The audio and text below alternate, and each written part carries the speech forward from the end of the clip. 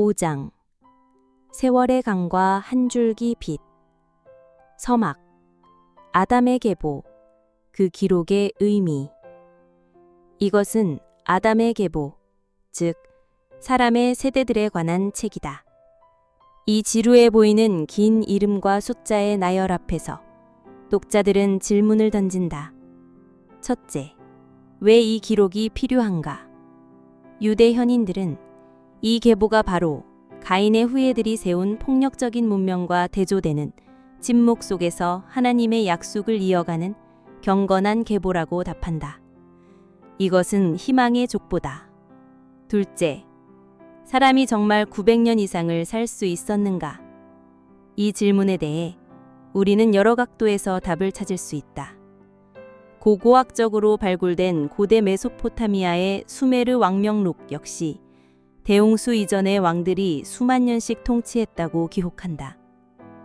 고대인들에게 긴 수명은 신적인 축복이자 완벽했던 창조의 시대에 가까웠다는 증거였다. 창세기 5장의 긴 수명은 이러한 고대적 세계관 속에서 죄로 인해 점차 소멸해가는 인류의 생명력과 그럼에도 언약을 이어가시는 하나님의 신실하심을 보여주는 신학적 서사시다. 한편 창조과학회에서는 홍수 이전의 지구 환경이 오늘날과 근본적으로 달랐기에 장수가 가능했다고 주장한다. 창태기 1장의 궁창 위의 물을 지구 대기권 밖을 감싸는 거대한 수증기층으로 본다. 이 물층이 우주로부터 쏟아지는 해로운 방사선, 즉 자외선 등을 완벽하게 차단하여 세포의 노화를 막았다는 것이다. 이 물층으로 인해 당시 지구의 기압이 훨씬 높았고, 이는 혈액 내 산소 용해도를 높여 신체의 회복 능력과 신진대사를 극대화했다고 설명한다. 아담으로부터 시간이 얼마 흐르지 않았기 때문에 인류의 유전 정보에 유해한 돌연변이가 거의 축적되지 않은 매우 순수한 상태였다는 것이다.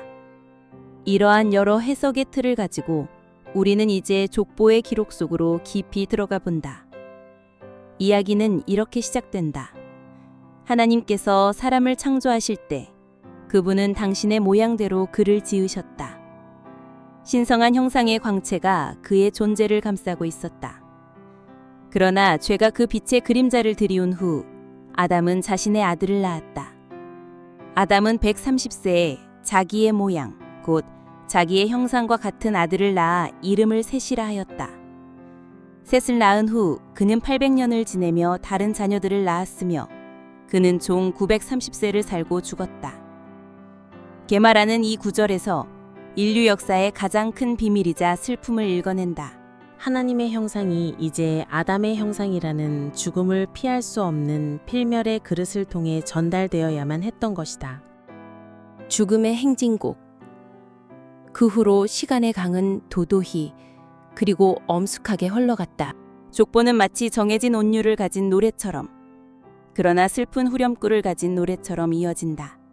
셋은 105세에 에노스를 낳았고, 에노스를 낳은 후 그는 807년을 지내며 자녀들을 낳았으며 그는 총 912세를 살고 죽었다.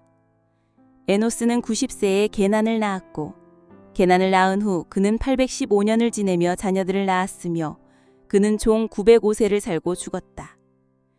게난은 70세에 마할랄레를 낳았고, 마할랄레를 낳은 후 그는 840년을 지내며 자녀들을 낳았으며 그는 총 910세를 살고 죽었다.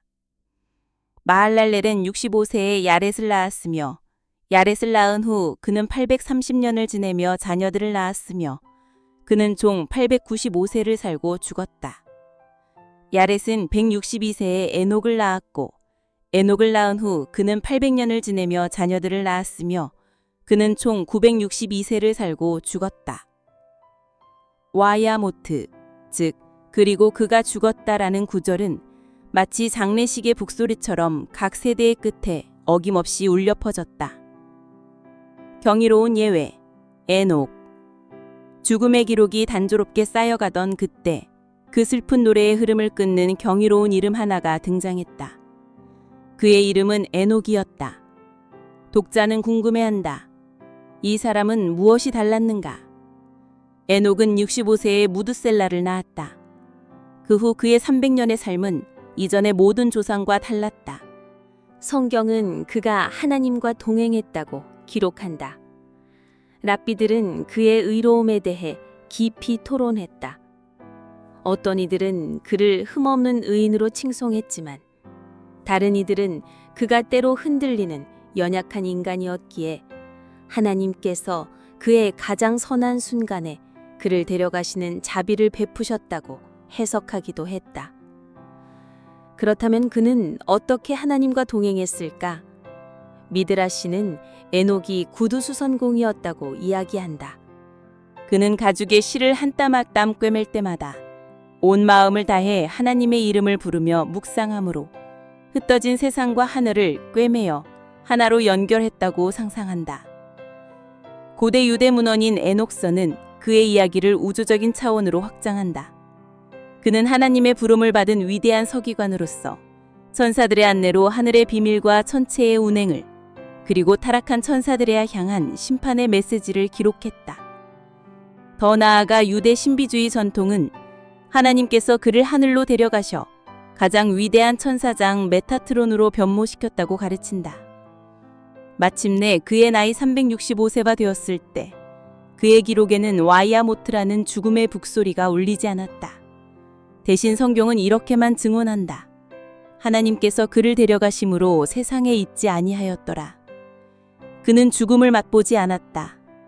그의 삶은 흙으로 돌아가는 운명 속에서 하늘로 향하는 길이 열려 있음을 보여주는 인류에게 남겨진 한 줄기 빛과 같은 희망이었다.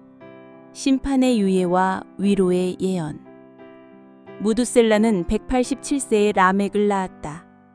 라멕을 낳은 후 그는 782년을 지내며 자녀들을 낳았으며 그는 총 969세를 살고 죽었다. 그의 이름은 그가 죽을 때 심판이 임한다는 뜻으로 해석되기도 한다. 인류 역사상 가장 긴 그의 수명은 임박한 심판 앞에서도 오래 참으시는 하나님의 은혜의 시간을 상징하는 듯했다. 마침내 무두셀라의 아들 라멕의 시대가 이르렀다. 독자는 사장의 폭력적인 라멕을 기억하며 질문한다.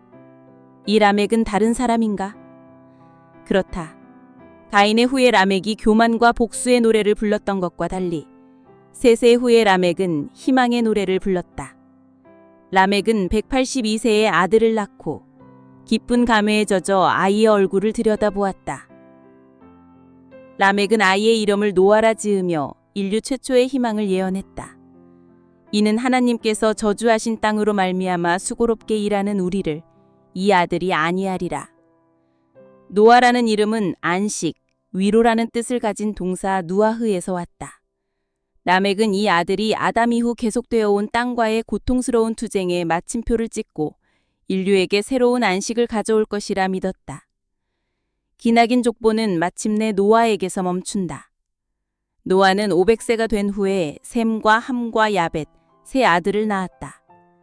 아담으로부터 시작하여 죽음의 강을 건너고 에녹의 신비로운 희망을 지나 마침내 노아라는 항구에 도착한 것이다. 이제 온 인류의 운명은 다가오는 거대한 심판의 파도 앞에서 이 한 사람의 어깨 위에 놓였게 되었다. 6장. 균열의 시대와 방주. 서막. 무너진 경계와 네피림. 사람이 땅 위에 번성하기 시작하고 그들에게서 딸들이 태어나니 인류의 역사는 새로운 국면으로 접어들었다. 그러나 그 번성은 축복인 동시에 하늘과 땅의 경계가 무너지는 비극의 서막이기도 했다. 하나님의 아들들이 사람의 딸들의 아름다움을 보고 자기들이 좋아하는 모든 여자를 아내로 삼는지라. 이 수수께끼 같은 구절을 두고 독자들은 질문을 던진다. 과연 하나님의 아들들은 누구인가? 유대 현인들과 후대의 학자들은 이 질문에 대해 여러 각도에서 답을 찾았다. 탈무드의 많은 현인들은 이들을 셋의 후손들로 보았다. 하나님의 이름을 부르며 경건한 계보를 이어가던 셋의 아들들이 가인의 세속적인 후손들인 사람의 딸들의 아름다움에 빠져 그들과 통혼하며 자신들의 영적 순수성을 잃어버린 사건이라는 것이다. 이는 거룩하게 구별되어야 할 공동체의 경계가 무너졌음을 의미했다. 엘로힘이 재판관이나 권력자를 의미하기도 한다는 점에 주목한 학자들은 이를 당시의 강력한 왕이나 귀족들로 해석했다. 즉, 권력을 가진 자들이 약한 자들의 딸들을 무자비하게 착취하고 빼앗는 사회 정의의 경계가 무너진 것을 고발하는 것이었다. 고대 가나안의 우가리트 문헌에서는 신의 아들들은 신들의 회의에 참석하는 하급 신들을 의미했다. 이런 배경에서 일부 고대 유대 문헌인 외경 에녹서에서는 이들을 타락한 천사들로 묘사하기도 했다. 어떤 해석을 따르든 본질은 같았다. 영적인, 사회적인, 그리고 우주적인 모든 차원에서 마땅히 지켜져야 할 경계가 허물어지며 세상은 걷잡을 수 없는 혼돈으로 빠지고 있었다. 그 무너진 경계 속에서 태어난 자들이 바로 네피림이었다. 그 이름은 떨어지다는 동사 나팔에서 유래했기에 그들은 타락한 자들 혹은 하늘에서 떨어진 자들로 불렸다. 게마라는 그들이 스스로 타락했을 뿐만 아니라 그들의 폭력과 교만으로 다른 사람들까지 타락하게 만드는 자들이었다고 설명한다.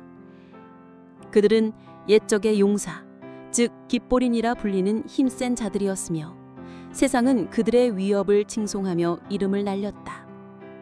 그러나 그들의 명성은 하나님의 질서 안에서 얻은 것이 아닌 무너진 경계 속에서 태어난 혼돈의 힘이었다. 하나님의 한탄과 마지막 유예. 하나님께서 사람의 죄악이 세상에 가득함과 그의 마음으로 생각하는 모든 계획이 항상 악할 뿐임을 보셨다. 태초에 심히 좋았더라고 선언했던 그 세상이 이제는 회복 불가능한 상태에 이르렀음을 목도하신 것이다. 성경은 이때 하나님의 감정을 놀라운 단어로 표현한다. 땅 위에 사람 지으셨음을 한탄하사 마음에 근심하시고. 나헴이라는 동사는 깊은 후회와 슬픔, 마음을 돌이키는 아픔을 의미한다. 랍비들은 이것이 전능하신 하나님께서 실수를 인정하는 것이 아니라 당신의 창조 목적에서 멀어져 스스로를 파괴하는 인간을 향한 창조주의 비통한 심정의 표현이라고 가르친다. 마침내 하나님께서 말씀하셨다.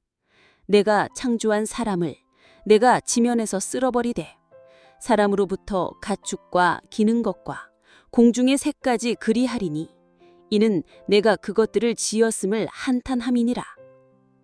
그리고 하나님께서는 인간의 타락이 더 이상 무한정으로 지속되는 것을 막기 위해 그의 날은 120년이 되리라고 선포하셨다.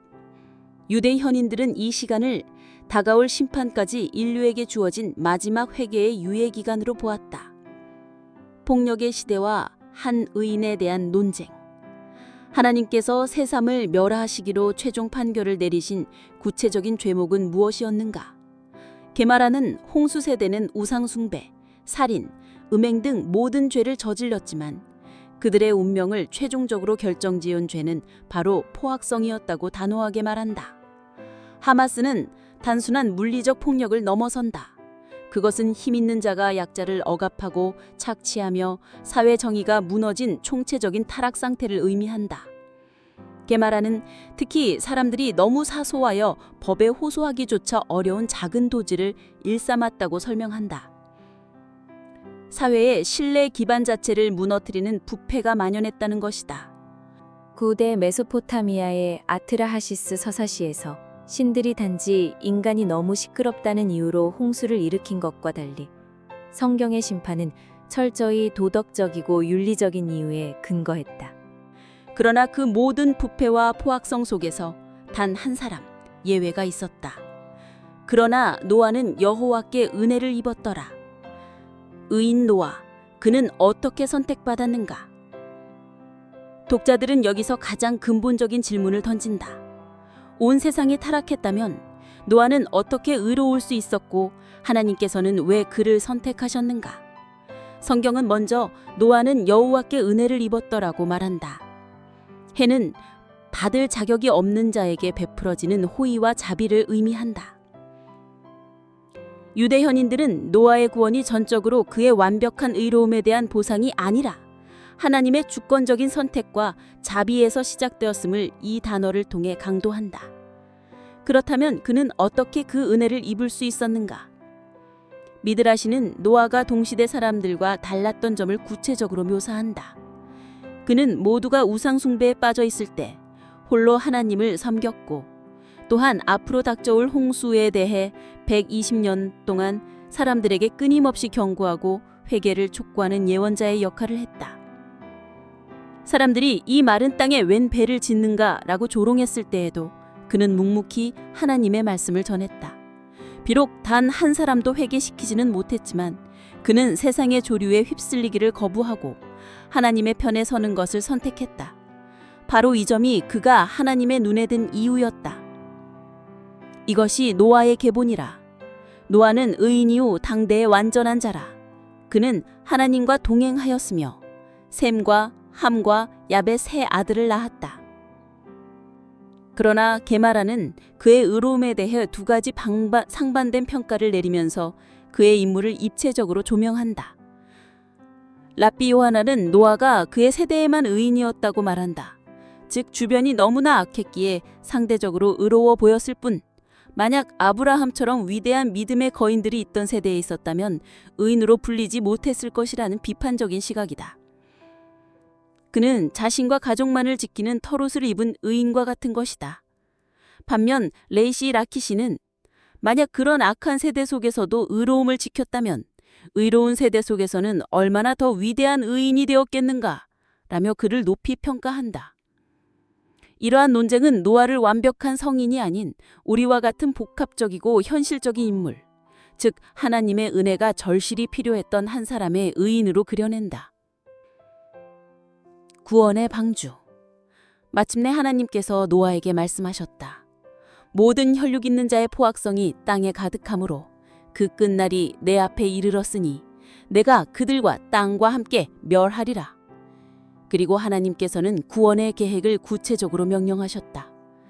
너는 고페르 나무로 너를 위하여 방주를 만들되 그 안에 칸들을 막고 안팎으로 역청을 칠하라.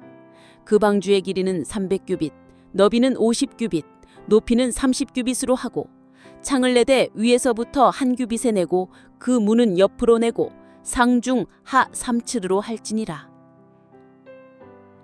방주의 비율이 현대 선박공학적으로도 매우 안정적이며 노아가 모든 종이 아닌 각 종류의 대표 동물들, 특히 어린 개체들을 태웠을 것이기에 충분한 공간이었다고 설명한다. 랍비들은 코페르라는 단어가 속죄를 의미하는 키프루와 어원이 같다는 점에 주목했다. 방주를 덮은 역청이 심판의 물을 막아내듯 속죄는 하나님의 진노로부터 우리를 보호한다는 것이다. 하나님께서는 노아와 그의 가족, 그리고 모든 생물을 암수 한 쌍씩 방주로 이끌어들여 그 생명을 보존하고 그들을 위한 먹을 양식을 모으라고 명령하셨다. 노아는 그와 같이 하여 하나님이 자기에게 명령하신 대로 다 준행하였더라. 이제 세상은 심판을 향해, 그리고 노아의 방주는 구원을 향해 각자의 마지막 항해를 준비하고 있었다.